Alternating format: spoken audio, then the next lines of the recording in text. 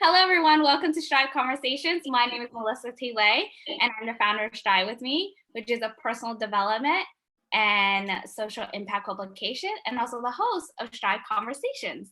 We have a wonderful guest with us today, or co-host, I should say, Jimmy White, the fourth, who will be joining me. He's an operations manager, an honored vet, and motivational speaker, as well as a minister, amongst a number of other titles, which he will share with you in a second. And today's conversation is going to be on character building and identity, which I'm so excited about because Jimmy has a lot of really great exercises that we're going to go through, and I'm going to go through them with you. So it's going to be really fun. As I mentioned, Jimmy is a motivational speaker who has spoke from executives, community groups, as well as youth students. A few housekeeping things. If you have any questions for those that are on the Zoom call, feel free to add them into chat and I will pull them up as we can. And if you're watching live on YouTube or on social media, please feel free to leave a comment and we'll get to them towards the end. And I hope you'll join us for this fun exercise and how to learn about our character and our identity. So we're starting with that. Jimmy, welcome. What's up? What's up? I'm so excited to be here. I'm so glad that everybody's on the Zoom call. I'm ready to get it in. Let's go for it. Let's do this. Jimmy, I did a quick introduction, but please tell me more about what you're working on and how this all relates to character building and identity. You know, it's interesting. So like my background is I'm a military member. I was a nuclear electrician on submarines, which is a pretty fancy title, but really means I just kept the nuclear power plant going and kept the power going. And I'm an Operation Iraqi Freedom veteran. And character to me was something that when I was younger, I didn't really have a solid basis of it. You know, when you go through school, elementary school, middle school, and even through the high school, it's not something that we focus on. But as I got older and I realized that my character is really what sustained me through all the phases of my career and then also my personal life. You know, I wouldn't be the man today if it wasn't for the character that was built in me. So one of the things I love to do is I like to give back. And by giving back, I do that through educating youth and adults about character building, character development, and living out your purpose through identifying your character, your values, and your identity. So today's going to be really cool because we're going to do an interactive exercise with everybody. So anybody that's on a Zoom call or anybody that's streaming on YouTube, what I want you to do is grab a pen and paper, grab two pieces of paper and a pen.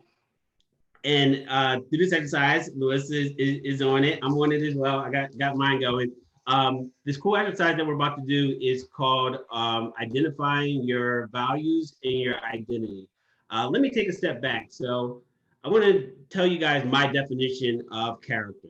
So my personal definition is character is the deep, strong beliefs that you have that show up in your actions. So there's two parts to it, right? The first part is about your deep, strong beliefs. Your deep, strong beliefs is your value.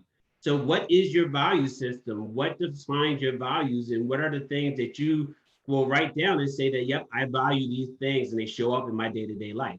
The second part of that is your identity. And the identity is the actions that you do and that you take and your representation of yourself. You know, when I teach character, I teach it that character is two things. The very first thing is that character is dynamic. You can show a whole lot of character, or you can show a little bit of character. You can show a lot of bad character, or you can show a lot of good character. And there's a spectrum in between. So once you start to identify your character on a day-to-day basis, character is like a muscle. So as a muscle, the more you exercise it, the more you develop it, the more you tune in on it, the more it be prevalent in your day-to-day life. And I learned a lot of this stuff with positive psychology and stuff like that. One, from my wife. My wife is an amazing woman. If I don't tell you right now, I tell everybody in every presentation, you know, my wife is by far the best thing in this household. I'm second potatoes to her. You know, she is by far the best thing. But she has a master's degree in clinical psychology. So every once in a while, I read one of the magazines or something like that. And positive psychology kind of goes with this saying that they're trying to build develop character, and bring those things out in a positive way instead of the reinforcement that you used to get in the past. So the second thing about character is teachable. One of the stories I tell is about when I was in high school. When I was in high school, I was standing at a bus stop one day, and I was a basketball player known throughout the city. And one day, this gentleman in South Philadelphia, Italian guy, walked up to me with his pit bull. And when he walked up, he grabbed. I thought he was going to ask me about a basketball game or how I scored 20 points or something like that. And he comes up to me with his pit bull, and he points it at me, and he's like tries to sick the pit bull on me and say, "Hey, get that nigger, get that nigger." And it's like my mind blown 15-year-old kid, the very first time that anyone ever called me the N-word. And when he did that, it kind of shocked me and it threw me off. So when I tell that to kids, obviously I say the N-word, not the whole word. But when I tell that to them, I say, "Hey, what do you think I should have done in that situation?" I'm from South Philly, so a lot of these kids are from tough neighborhoods. They say, I got them hands, you need to show them hands and what you can do. And I say, you know what? The honest truth is that today, if I was in that same situation and someone came up to me, instead of fighting them, I would hug them. Instead of talking back to them in a hard way, I would talk to them in a nice way. Because what I figured out is that character is teachable. So someone taught that older gentleman to hate me just because of the color of my skin. So if someone can teach you to hate, then someone can teach you to love. So character is those two things. Number one, it is dynamic. And number two, it is always teachable. And we always want to develop ourselves and want to continue to learn. So your character, right? The things that you show on a day-to-day basis based off your deep, strong beliefs. The very first exercise we're going to do is we want to identify your values. So what I want you to do is I want you to write down on your piece of paper 10 things that you value, 10 things that in your day-to-day life you value and you hold tight to. So like think of it like your family, a social impact of something that you deeply believe in, love, peace, tranquility, wealth. These are the core values that you have that need to align with your day-to-day character. So once you begin to write those down and you can identify them, we can start to kind of get to the nitty-gritty of them and bring them out. It's interesting because a lot of times we talk about our values, right? We say we value this and we value that. The question is, are your values actually aligning with your actions and with your identity? So I did this exercise. Melissa did this. I want you to do 10. Try to get 10 things that you value and 10 things that you really, really, really is a deep, strong belief that you have. Another one could be sustainability, the environment, youth development. These are the type of things that you value, you hold on to, that you can begin to align with your character. So I did it. So my 10 are simple. My 10 is faith. Obviously, I'm a minister. Family, service, love, my legacy, peace, wealth, and health. So those are my 10. Melissa, do you have 10 yet? Sorry, I mute myself because I wanted to focus on you. I'm coming up with them, a few that came up for me, and I think how they come up is very interesting. Yeah. You kind of think of like different aspects of yourself, like whether it's you yourself as an individual, how you are with other people, your engagement with other people is also interesting. So a few that I included are honesty, compassion, integrity, social impact, slash like helping others, growth, acceptance, and love. And so I have like a few more. That is awesome. So so everybody, you got your 10. So these are your 10.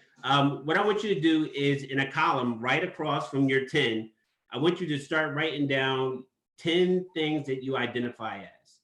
Your identity. What are 10 things that you identify as? So it's interesting when we think of identity from a professional standpoint. Just think of how it was back in older times or medieval times. When you came to a town and you came to a village, people knew who you were by the profession you had.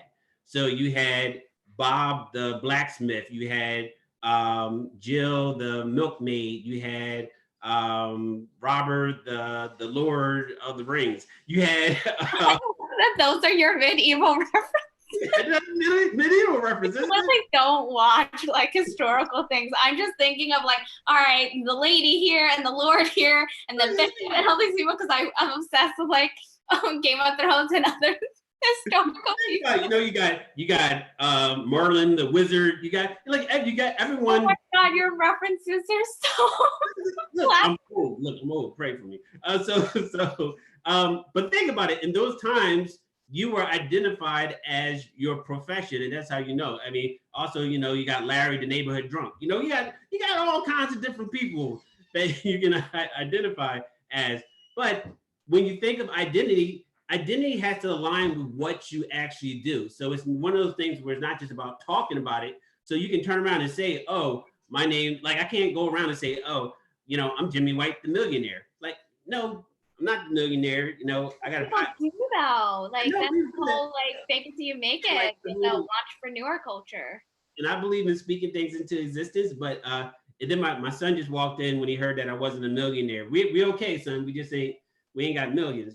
Diapers cost money. So broadcast that you are a millionaire. Well, you should. But when you do that, you put a falsehood on yourself. So when you begin to give yourself labels that, one, you haven't earned, and two, doesn't align with your true values, it eschews everything else that's going on in your life. What we want to start to do is to add alignment. So we're going to align our values with our identity. So I'll tell you my 10 that I wrote down. You guys write down 10 things that you identify as. For me, it was father, husband, a believer, a minister, a veteran, which is interesting because veteran wasn't a title that I had when I came out of the military. When I came out of the military, I was completely bitter and I had a chip on my shoulder. I was a horrible person to be around because I had like this bitterness from one, leaving all my fellow Submariners and now we're still at war and I'm leaving in 2006. And when I came home, it was kind of like, oh, I'm going to be this war hero. My submarine shot 20 Tomahawk missiles in support of shock and awe. I won all these awards and had all these medals. So I came home thinking that everyone was going to celebrate me, which wasn't the case. When I came home, there was people that looked down on me, people that thought I was damaged goods because I was a veteran. So it took a long time for me to accept the title of veteran and now be part of a veteran community. Operation manager, obviously. Mentor, change maker, and son are some of the identities that I have. Melissa, what do you have? So it's interesting because since you and I talked about some of the exercise that we're going through, since the lockdown, I had to really reflect on myself, what my identity was, right? And for me, so for those that don't know, I left like my corporate job. Been focusing a lot on my kind of startup on the side during this lockdown, but in many ways I'm still trying to explore what the next stage of my career is. And with this lockdown on top of that, it's been really interesting because it's like, wait, like I value myself, and I wrote this down as community leader, like founder, working with entrepreneurs, like helping all these great people, and that really gave me energy and fulfilled me. But now that I'm not physically engaging with them, now that I quote unquote don't have like the typical full-time job or regular work schedule that I'm so used to, because and Jimmy and I work together, like he knows I'm a workaholic, and I take a lot of pride in my work. And so once I kind of broke that like tie in a sense, like metaphorically, I had to really think like, wait, what are my identities? And it kind of brought up a lot of the kind of internal experiences, like thinking about like, oh, like similar to you, like being a daughter, being a friend, being a sister. Like those were never like top of mind, even though they are roles I play, but kind of more in the background. And so when you think of 10, it's a lot, and it kind of digs up some stuff. It is.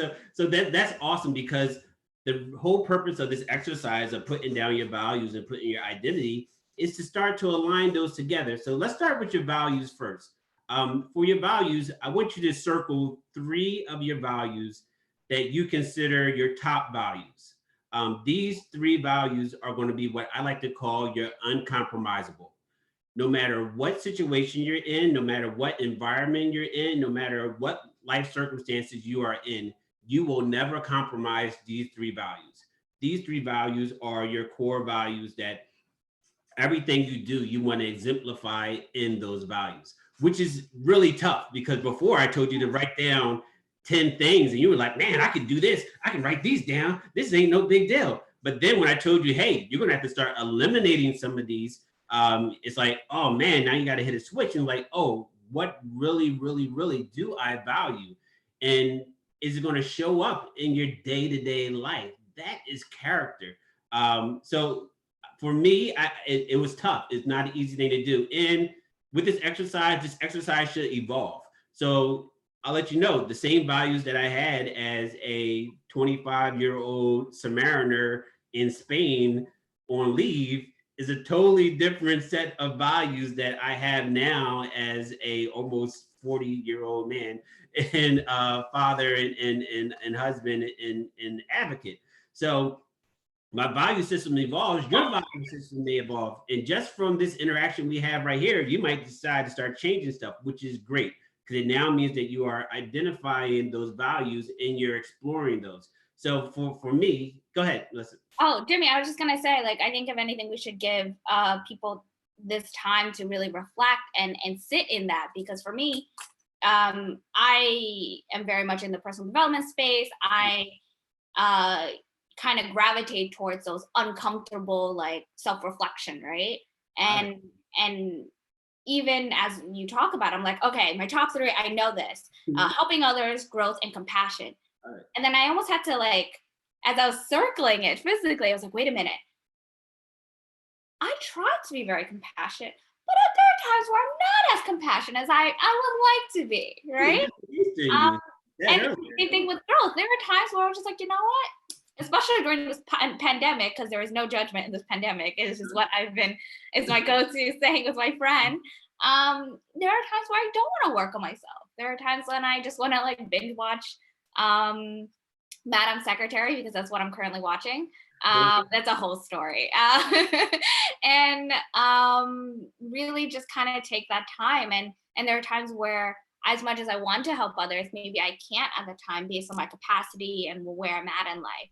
And so let me tell you a story about values while you guys think of that. So I was running global operations for a large Fortune 500 company in the suburbs of Philadelphia, and I love my job. I was very good at my job. I excelled at my job, but there was always like this little hole and this emptiness with me that it felt like something was missing in my life. You know, I had the cars, I had the job title, I had the salary, and some of the prestige, but it felt like something was missing.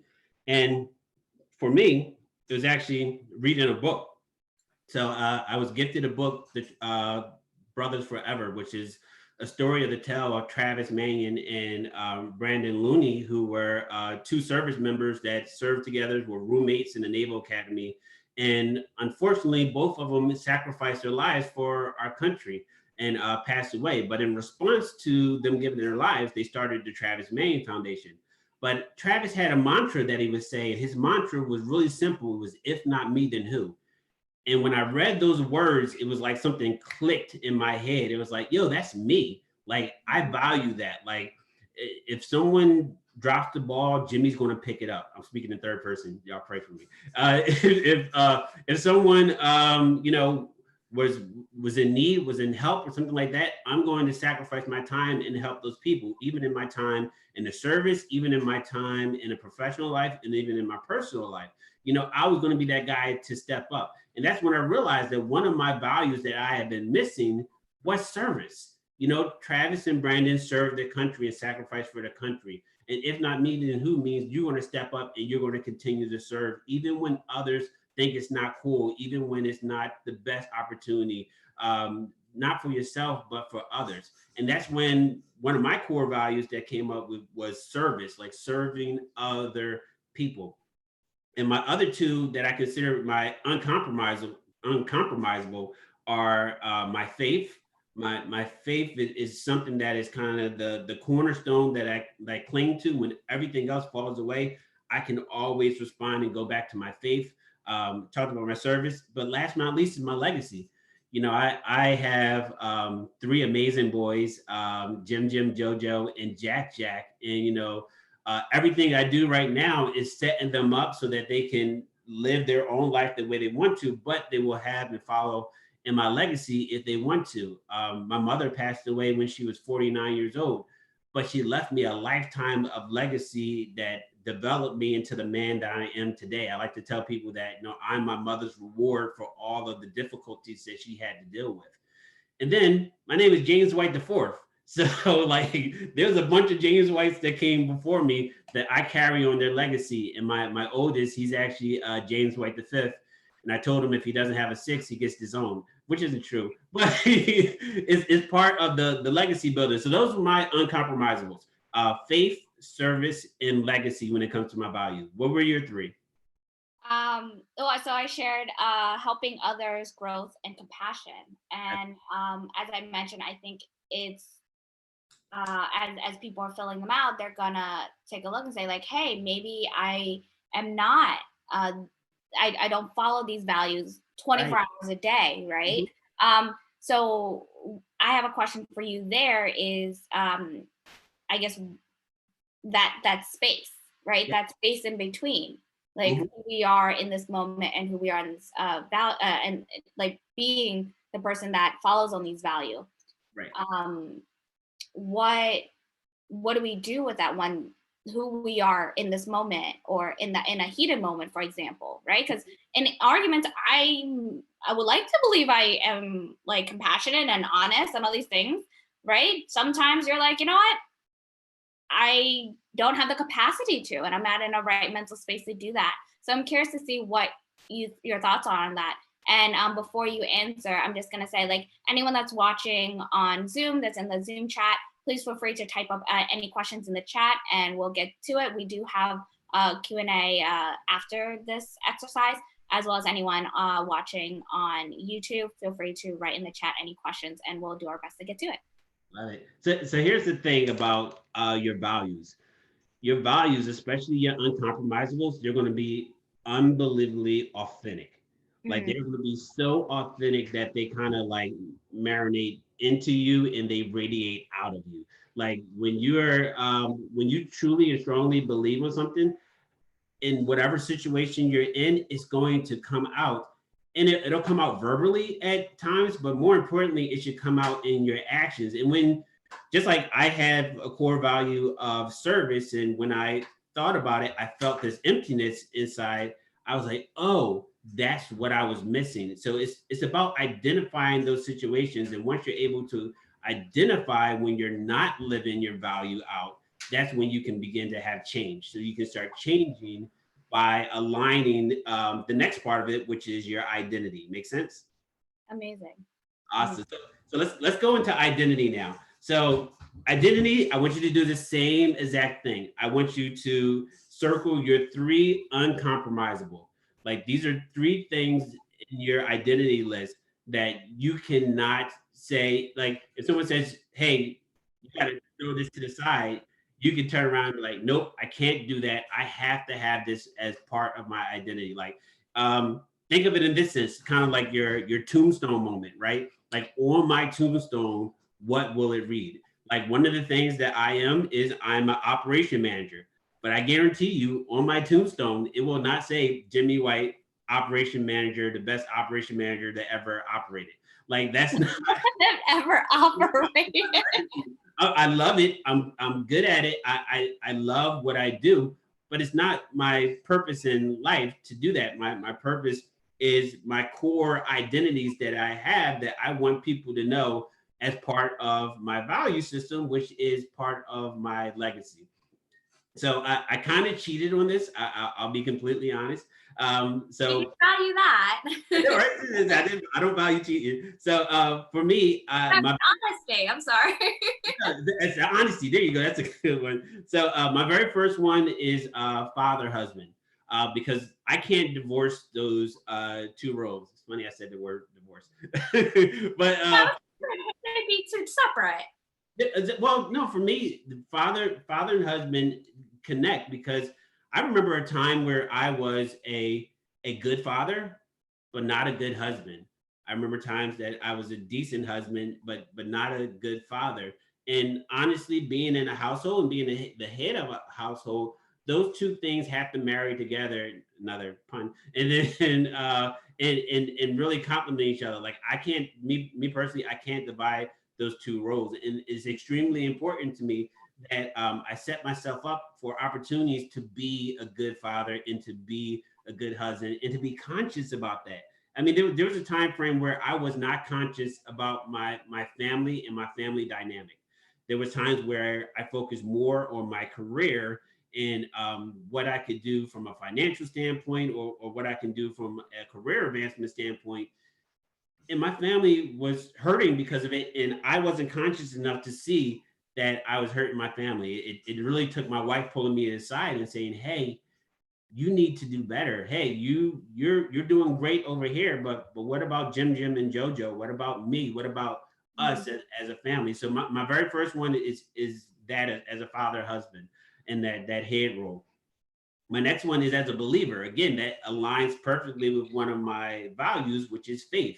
So me as a believer, I always know that as a believer that my God is with me and he will never leave me and never forsake me.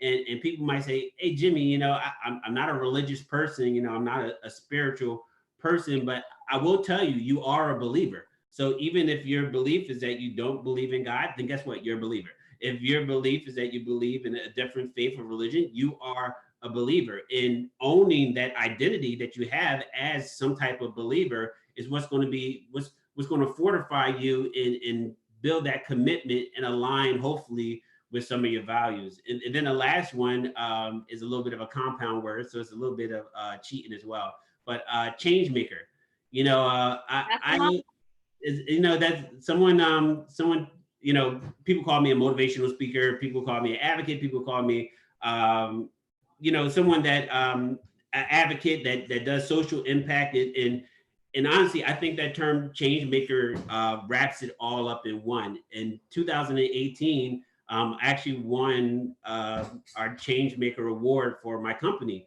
and when they first gave me that title I was like, change maker, like what does that mean? And the definition of the award was someone that makes an impact professionally and personally in the communities that they serve. So for my professional community at my work, I made an impact there and made a change when we were first starting up the Comcast Technology Center. But then you flip it, in my community, I was doing service projects, I was speaking to youth, I was doing these things, but I want to be a change agent. I don't want to be a motivational speaker. I want to be a transformational speaker. So I want my values to come through and my message to come through, but I wanted to, this is what I like to say. I like, at the end of the day, if you hear me speak, you are going to be motivated. You're going to be energized. You're going to feel some of this energy. Like you're going to get some of this energy is going to rub on. Yeah, I definitely feel it. Right, exactly. But the problem is like if you get that and you feel this emotional high for 15 minutes, but then 15 days later, you don't have that drive to continue to do something that's towards a change or towards your purpose or towards your character or your values and identity, then I haven't done my job. My job is to be a change maker that can make change in a positive way in other people's lives. So those are my three. What are your three? So I put founder, community leader, and as change maker as well. And I just want to point out something when you were talking about being a believer, regardless of what religion or spiritual practice you have. I wanted to add, like, if you believe in yourself, you're a believer. It's believe in something, just more, just a little bit more, and have that faith.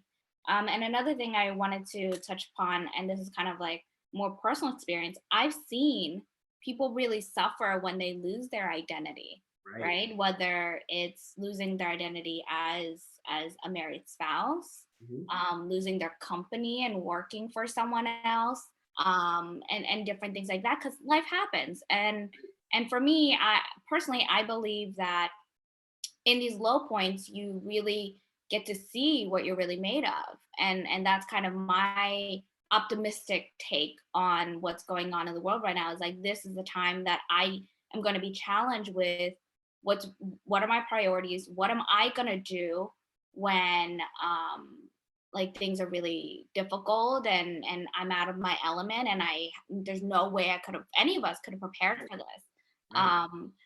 What would you say for people who have or may in the future lose that core identity that they held on to for so long?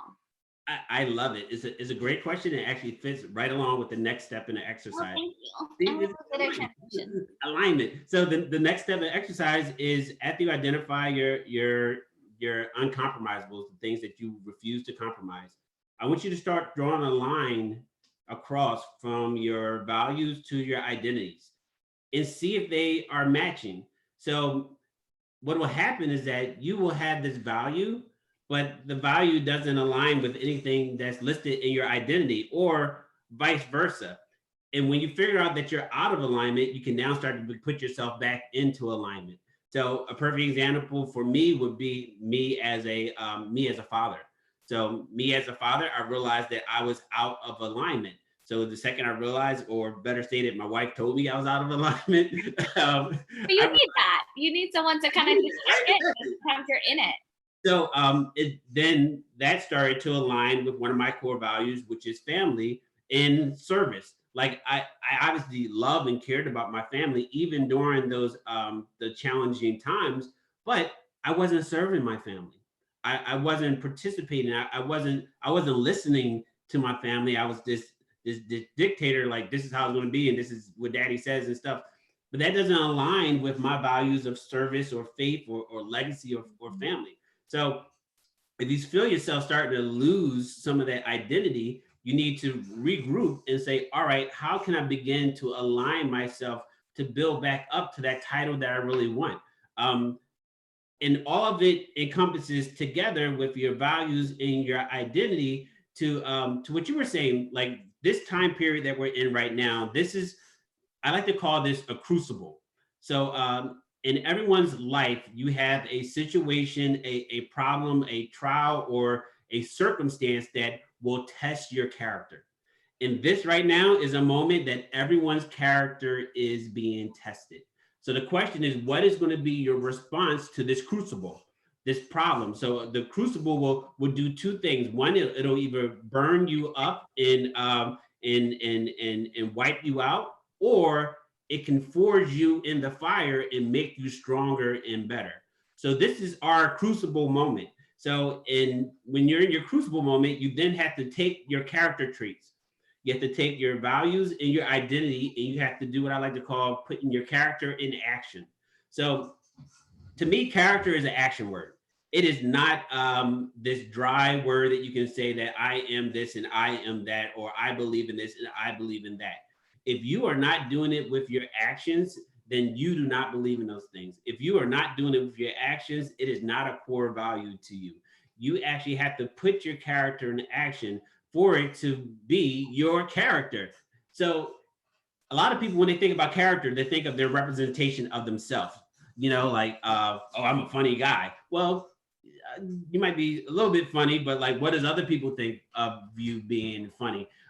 Or you might say that, I am I'm a good caregiver, but then you turn around and be like, oh, what are the people that you're taking care of actually saying or actually believe is your representation of you? So it goes back to that comment I said before about profession. Are you professing to be these things? And even more importantly, are you showing other people that you actually are?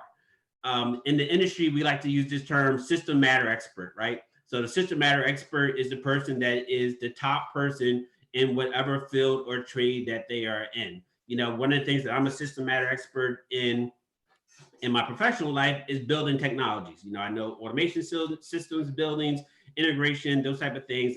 I'm very, very good at those things. But if I'm not doing it on a day-to-day basis, if I'm not studying it on a day-to-day basis, if I'm not bringing in the latest from the industry so that I can continue to be a system matter expert, you know what's going to happen? I'm going to lose that title and someone else is going to step up because they've been studying, they've been practicing, they've been training. The same thing in your personal life. In your personal life, you need to be a system matter expert of your identity and your values and of your character.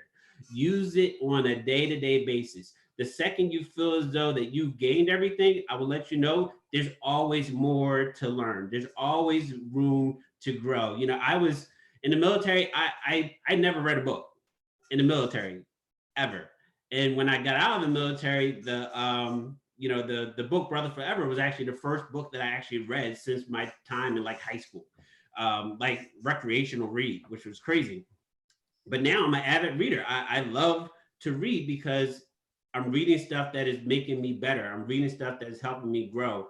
One of the books that I read recently was Becoming by Michelle Obama, where I was like, I don't relate too much to Michelle Obama. There's no way that I'm going to take much out of it, but I figured let me give it a shot. And it opened up my eyes so much to some of the professional and personal process and growth that she went through that I can in turn around and relate to myself. That I can now recommend it to other people. When you're like, you read Becoming? I was like, yeah, I read Becoming. Like, let me break it down for you a little bit. As a matter of fact, go get the audiobook because she reads it and it's awesome. So like these are the things that me growing as a person is me putting some of my core values into action and me building up on myself. So I think that's it's incredibly tough, right? Because we think we know who we are.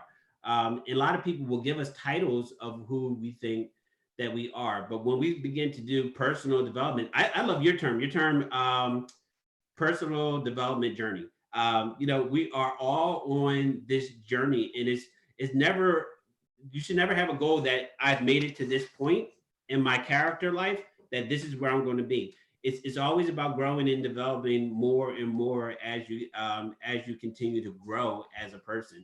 So I think that's the part is two parts. One, the crucible. This is your crucible moment. It's going to forge your character, but you have to put your character into action.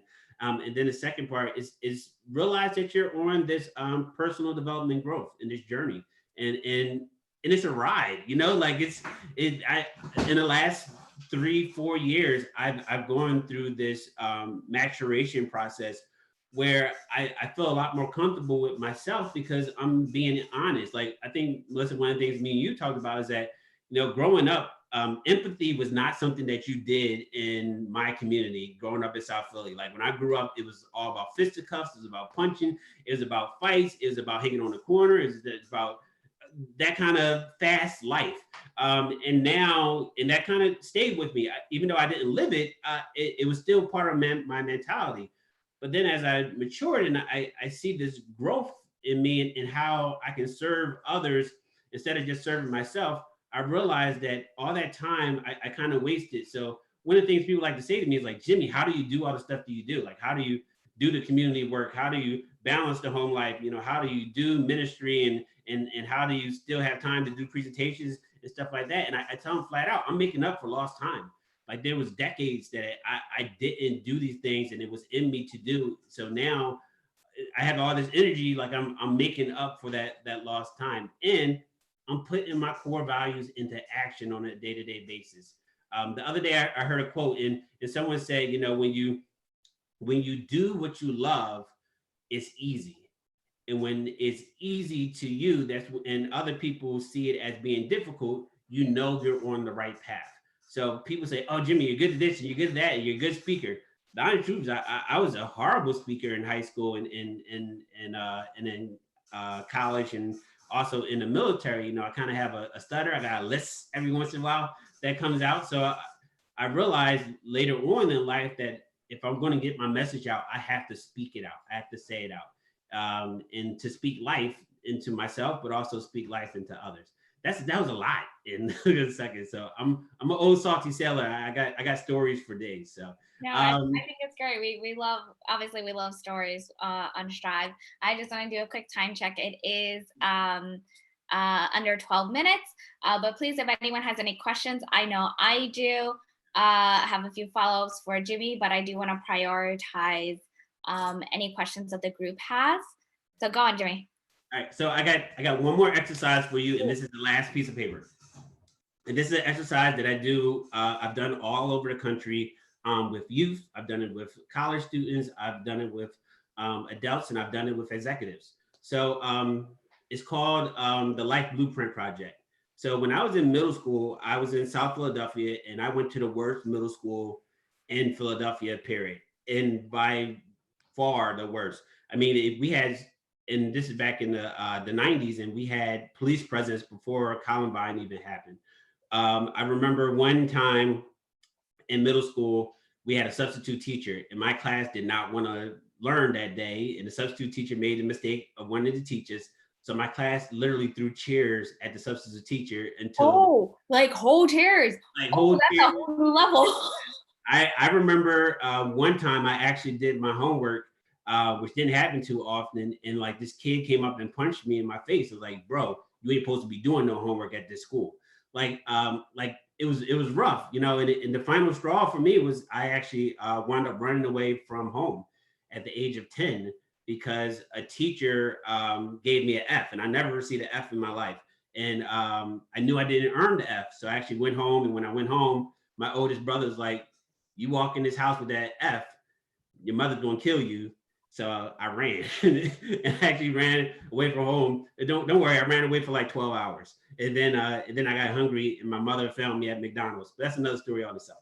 So but what I found out later on is that I was, after I received the award in 2018 for the Travis Manning Foundation, they wanted to do like film me giving a presentation, and we picked that school.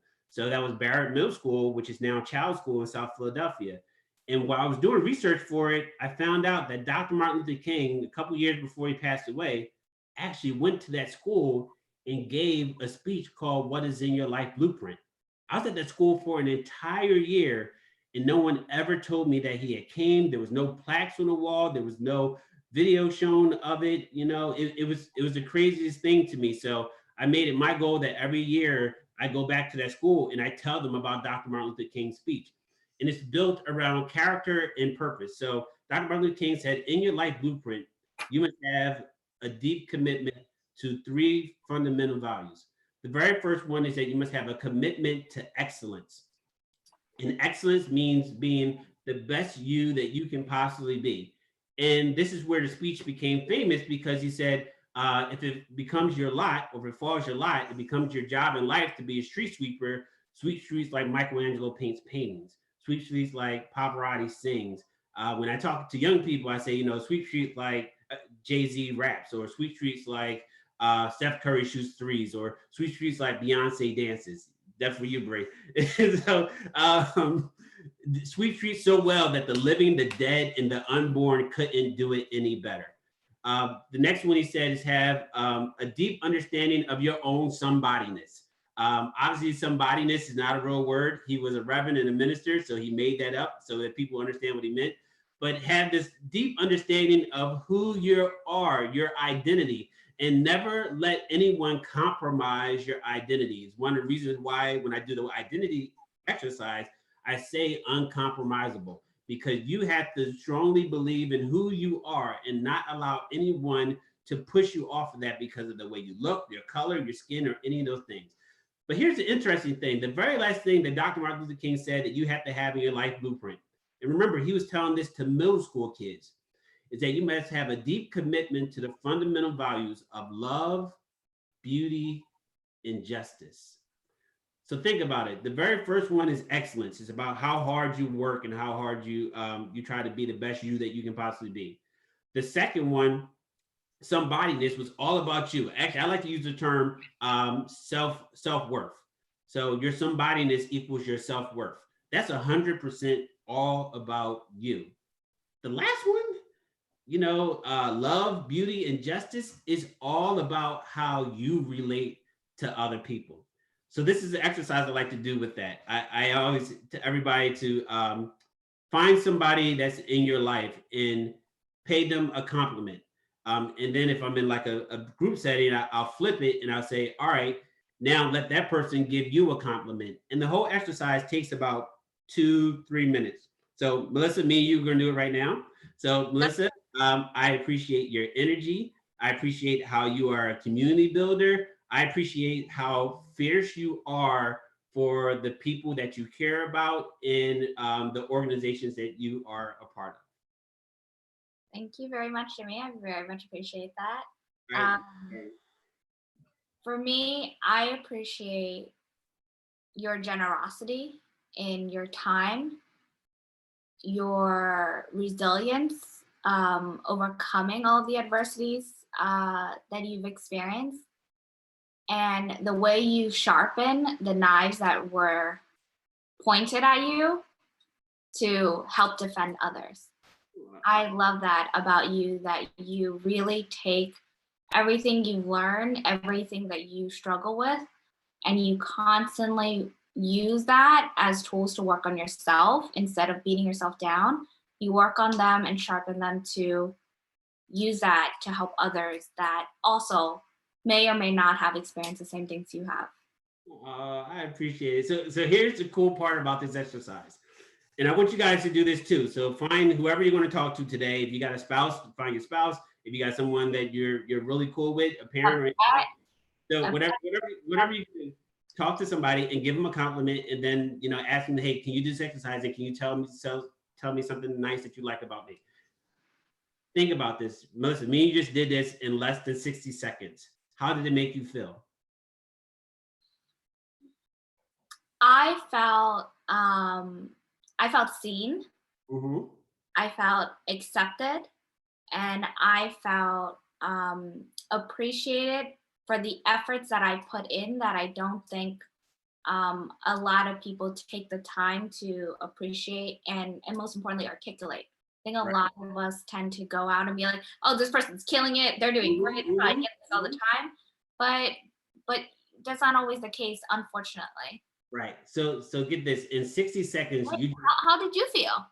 Oh, I felt amazed. I felt cared for. I felt loved, and I felt appreciated. So in 60 seconds, we showed appreciation for beauty.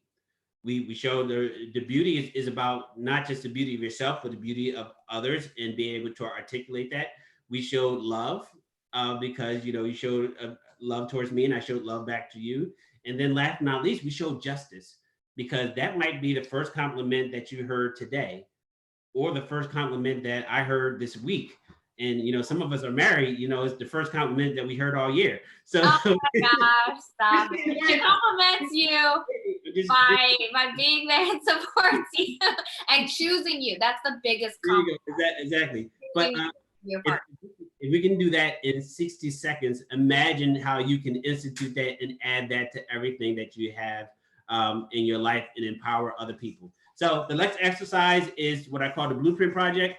And what I want you to do is I want you to fold that piece of paper into three sections. So just trifold it. I don't know why I did that, but trifold. And then what I want you to do is I want you to draw a picture of yourself 1 year from now, 5 years from now, and then 10 years from now.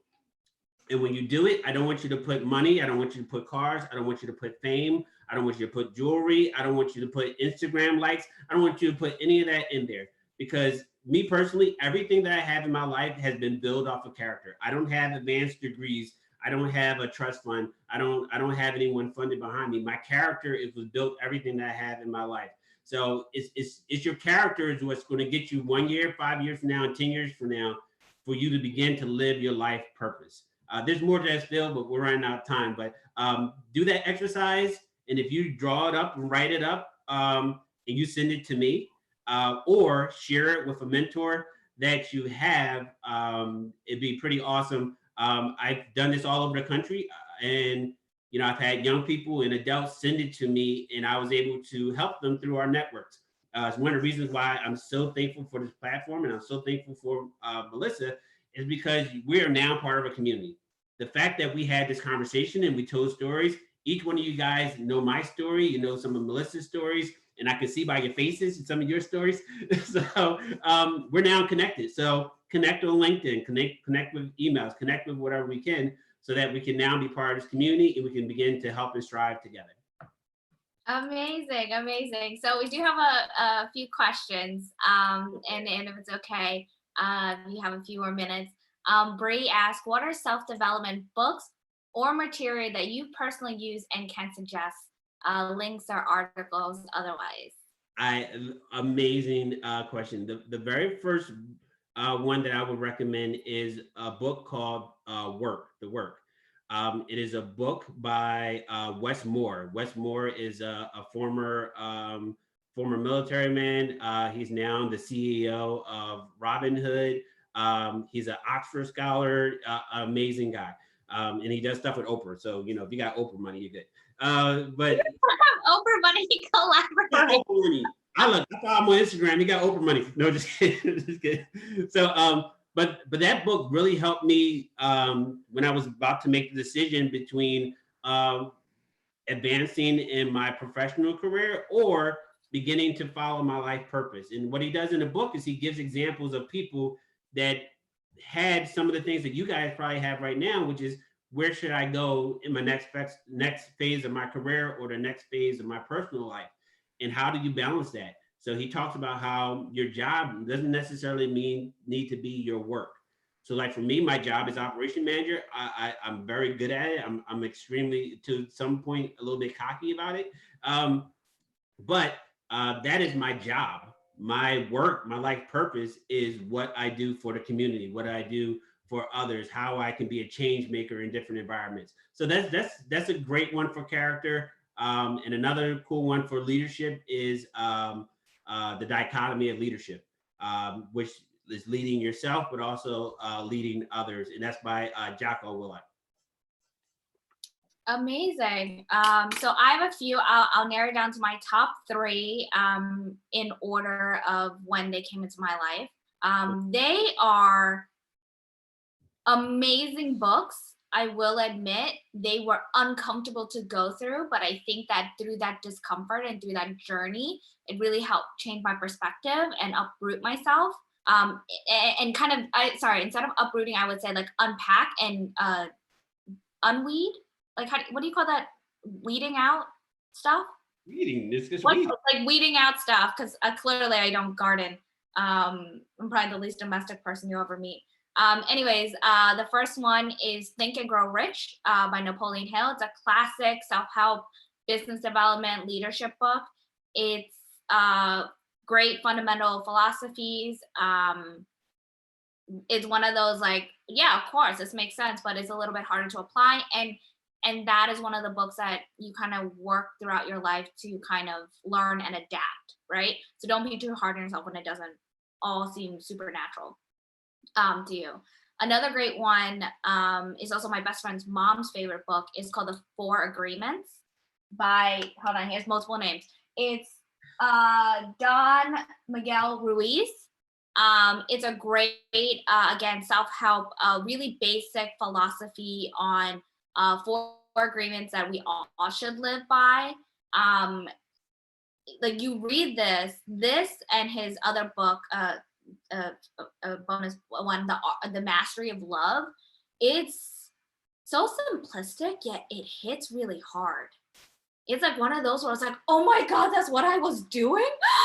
Like, what is this? And so I thought it was like one of those you read by the pool. No, it kind of shakes you to the core in the best possible way, because then it kind of like wakes you up. And that's kind of the part of the book. Another great one that's more recent is Everything is Figure Outable by Marie Forleo. That's a book that I'm making through, and every time I pick it up, I end up writing like 6 article drafts. So those have been really helpful, but it kind of helps. It's a great one during this time because it helps kind of foster your optimist and your resourcefulness to think like, and reconditions your mind if it's not already there to like, you know, I can do this, whatever it is. And it kind of breaks down our mental barriers, our broken mental systems and things like that. So Jimmy, we are a little over time, but do you have a few more minutes? Because I have some questions. Time for one more. I gotta jump. One more. Oh, then we'll focus it on you. First off, what are you striving for, Jimmy? Like, what is something that you're working towards? Right now, I'm doing a lot of speaking engagements. Virtual speaking has like exploded, which is crazy. And then a lot of stuff with youth advocacy and veteran advocacy. So I'm doing a lot of projects. There's an article in the Inquirer about some of the work that I'm doing with the Travis Manning Foundation and a program we're doing right now called Character Isn't Canceled. Even though school is canceled, we're still doing virtual presentations at 1 o'clock every weekday for kids. And then I'm trying to help Oh, with is that what you're late for now? Shoot. one of the things late. I'm so sorry. And then the other one is I'm trying to raise funds and donations for veteran organizations that are really hit right now with the pandemic. So that's me. So just connect on LinkedIn and other stuff, and that's what I do. Amazing. Thank you so much for your generosity with your time, knowledge, and experience. Thank you for Thank you guys sharing what we can do to help for being you. part of it. Thank you for having the Sorry. platform and the courage to do it. It's awesome. Well, we wouldn't be this platform without great people like you. So thank you so much for everyone for tuning in. We hope to see you next time. The next event is going to be with Aurora. She's an amazing, amazing human, similar to Jimmy. And we're going to talk about having hard conversations and how to make space for others. So I will share the event page and as well as Jimmy's information. It's going to be on the YouTube page as well, and send everyone a follow-up email. So thank you so much. Have a great day. Stay safe. See you guys. And work on your character and values. Enjoy, everyone. All right, bye. Bye.